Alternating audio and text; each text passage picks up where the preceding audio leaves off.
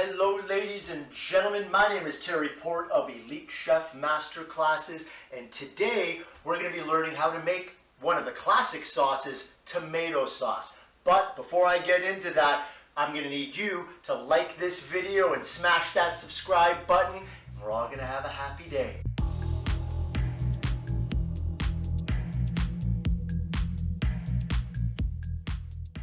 Hello ladies and gentlemen, welcome back. We're here in my kitchen again, about to start making classic tomato sauce, but I'm going to do a little bit of a twist to it, of course. I'm going to make it a Bolognese. Bolognese is essentially a tomato meat sauce, okay? Ignore the fancy Italian word. We're going to make this tomato meat sauce my way. I know everyone's going to be a little bit particular with the way they make it. This is my version, all right? Chill out if you see something you're not really that into. All right, so first things first though that we're going to do is we're going to have to sear off the beef and the pork, okay? So I just want to show you here, I've got some ground beef that's going to be going searing off in the pan. I've just turned that on high right now, and I've got some ground pork as well, okay? So what I am going to do first though to sear off the meat, I've got some vegetable oil here, all right?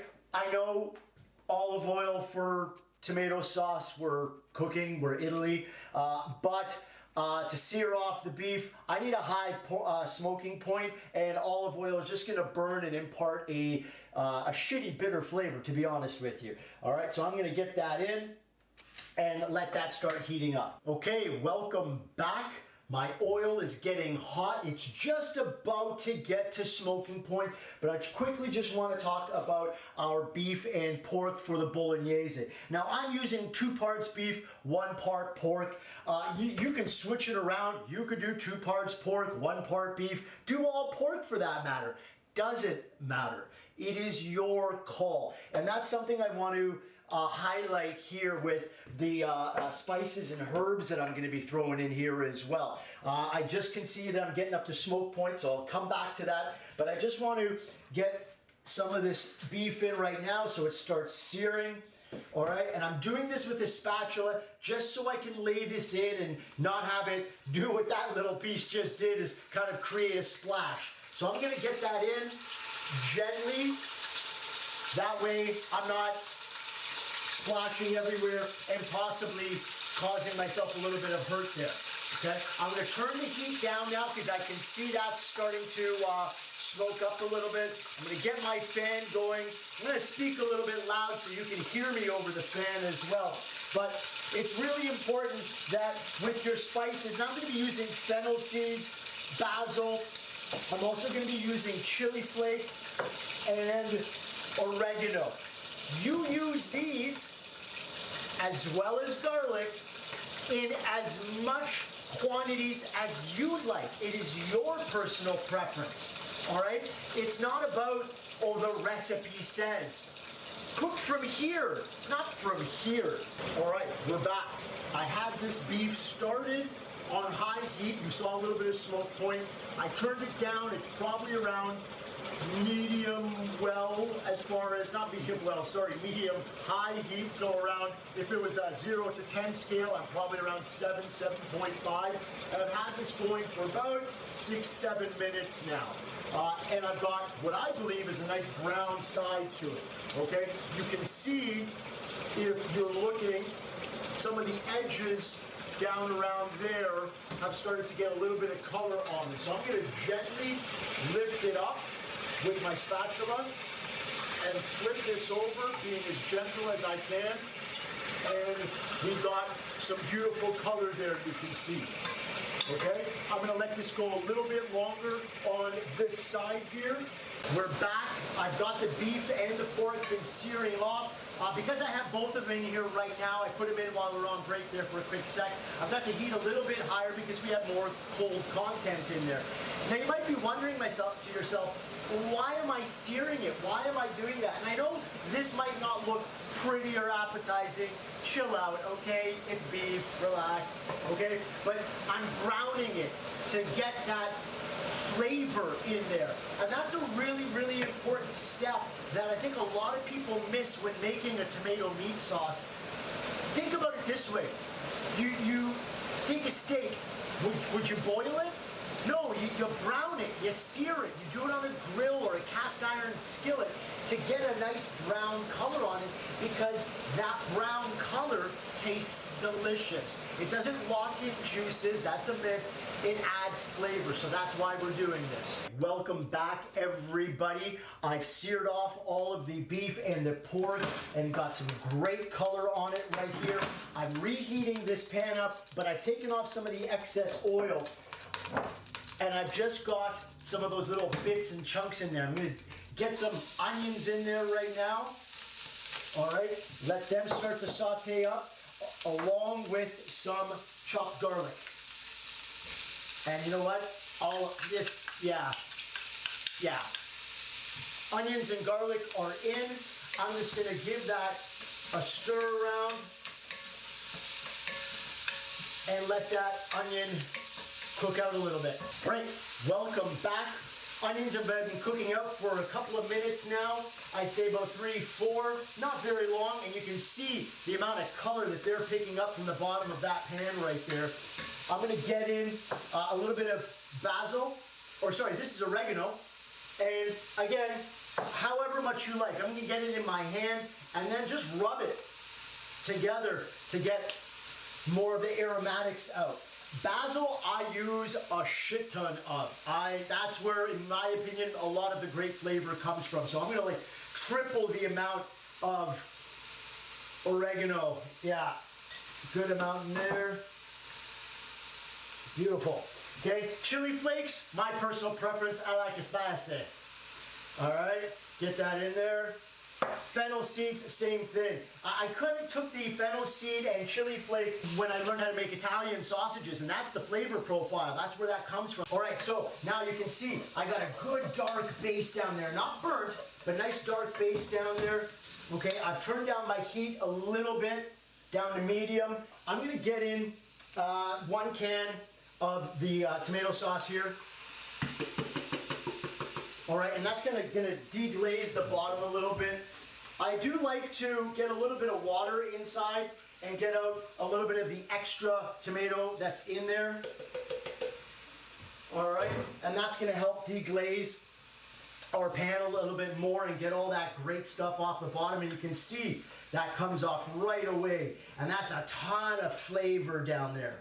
All right, deglazing essentially is adding a liquid to that bottom that's a little bit scorched, but it's a ton of flavor, along with, now I'm gonna add all the pork and beef back inside. And I'll show you a little trick. I know it's all very chunky right now, but just a quick trick. I use a potato masher to now just break that up and get that in there, and all those flavors are gonna marry together. I'm gonna get the rest of the tomatoes and the tomato paste in here. For this amount, I've got 4 cans total of tomato sauce. They're probably about 700 ml each, and then a couple of cans of tomato paste as well. All the canned tomato is now in. I'm just going to stir this around. Yeah, I got my potato masher, maybe not the right tool for the job, but whatever, it gets it done. All that's left to do is get in a little bit of kosher salt and a hefty amount of black pepper.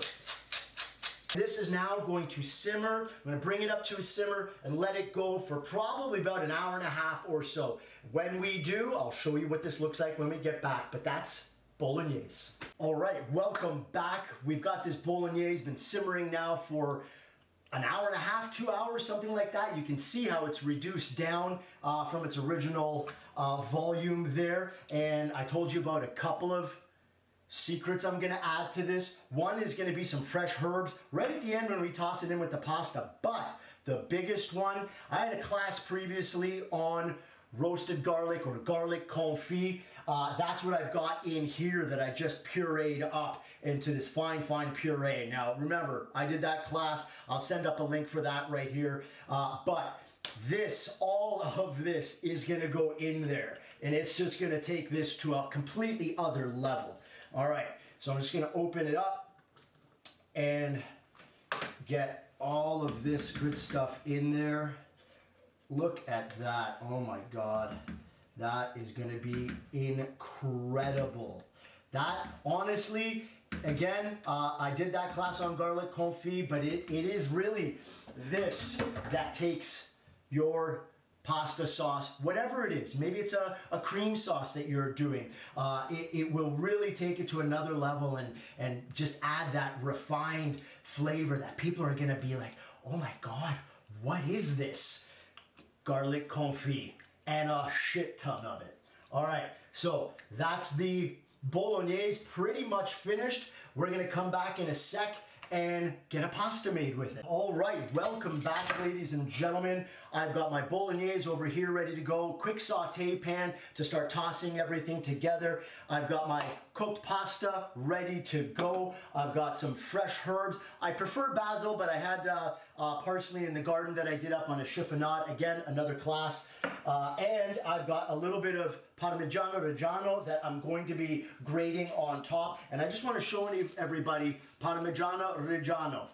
Okay, a little bit of a quick tip here. I prefer Parmesan Reggiano over Grana Padano, which is also a Parmesan. Difference being between the two, Parmesan Reggiano is aged for 2 years, therefore a little bit drier, a little bit sharper, versus Grana Padano, which is a little bit softer and a little bit milder in flavor. Let's get to the pasta. I'm gonna crank my heat here and get in a nice, healthy scoop of my Bolognese. I'm gonna kiss it with a little bit of extra virgin olive oil. My pasta's gonna go in. Tons of fresh herbs going in. Look at that beautiful chiffonade. And then gonna give this a quick toss like that. I'm gonna go with a little bit more of the fresh herbs in there. All right, beautiful. Okay, shut the heat off. Move that out of the way, and I'm gonna bring this in closer so you all can see. All right, I'm gonna get a serving spoon here and get this going onto the plate, just like this. Oh my God, this smells incredible. I'm salivating right now, just thinking about putting this in my mouth. It smells so good. All right. Beautiful. I have a little bit of extra sauce right on the top there. Beautiful. Okay, get that pan in the sink, and now the Parmesan Reggiano. Okay, don't be shy with this. Get it on there. Oh my God, this is gonna be so good. All right. Okay, can you see that there? Whew. Beautiful. All right, now last step is a little bit of the olive oil. Actually, second last step. Okay, a little bit of olive oil to finish, and then a little fresh cracked pepper on top. And this is good to go. All right. Oh, I can't wait. Oh my God. Beautiful. So good. See if I can find a chunk of nicely browned beef. That is just off the charts. So rich. So incredible. That's going to be my dinner tonight. I hope you give this a shot at home. Sorry about that, but it's so incredible. Do me a favor and yourself a favor. Lots of great videos coming up down the road. Subscribe to my channel, like this video. Thank you very much, everybody. I'm Terry Port of the Elite Chef Masterclasses.